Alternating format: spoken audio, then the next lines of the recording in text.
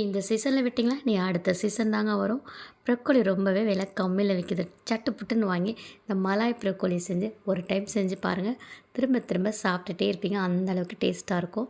இப்போ ப்ரொக்கோலி எல்லாத்தையும் பூச்சி இல்லாமல் பார்த்து ஆஞ்சு எடுத்துக்கலாம். இப்போ சுடுதண்ணியில் போட்டு அதை ஒரு 10 நிமிஷம் அப்படியே விட்டுருங்க. இப்போ தண்ணியிலேருந்து எடுத்து நல்லா ஆற வச்சுருங்க. இப்போ க்ரீம் ரெடி பண்ணணும். ஒரு மிக்ஸி ஜார் எடுத்துக்கோங்க. 10 முந்திரி பருப்பு போட்டிருக்கேன். நீங்கள் ஊற வச்சு கூட போட்டுக்கலாம். இதுலேயே 1/2 டீஸ்பூன் இஞ்சி பூண்டு பேஸ்ட்டு போட்டுக்கோங்க. 2 பச்சை மிளகா போட்டிருக்கேன். எனக்கு இது காரம் போடும். உங்களுக்கு காரம் வேணால் இன்னும் 2 போட்டுக்கோங்க. இதோடைய சீஸ் போட்டுக்கலாங்க. 1/2 டம்ளர் பால் எடுத்திருக்கேன். அதையும் ஊற்றிட்டு நல்லா க்ரீம் மாதிரி அடித்து எடுத்துக்கோங்க. தண்ணி எதுவும் வேணால் அந்த பாலே போதும். பாருங்கள் எவ்வளோ க்ரீமாக இருக்குது.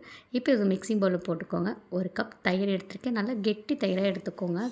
இதோடைய ஃப்ரெஷ் க்ரீம் 1 கப் எடுத்திருக்கேன். ஃப்ரெஷ் க்ரீம் இல்லைன்னா நீங்கள் பாலாடை கூட அடித்து போட்டுக்கலாம். இப்போ இதுலேயே 1/2 ஸ்பூன் பெப்பர் போட்டுக்கலாம். 1/2 ஸ்பூன் மிளகாத்தூள், டேஸ்ட்டுக்கு ஏற்ற மாதிரி சால்ட்டு போட்டுக்கோங்க. கஸ்தூரி மேத்தி 1 ஸ்பூன் போட்டிருக்கேன். இதை எல்லாத்தையும் போட்டு ஒன்றா கலந்துக்கோங்க. நல்லா க்ரீம் மாதிரி வரணுங்க, அந்தளவுக்கு கலந்து எடுத்துக்கலாம். இப்போ நமக்கு க்ரீம் ரொம்பவே சூப்பராக ரெடி ஆகிடுச்சிங்க. இப்போ எல்லா ப்ரொக்கோலியும் தண்ணி கொஞ்சம் கூட இல்லை. இப்போ எல்லாத்தையும் க்ரீமில் போட்டு ஒரு 10 நிமிஷம் அப்படியே ஊற வச்சுருங்க.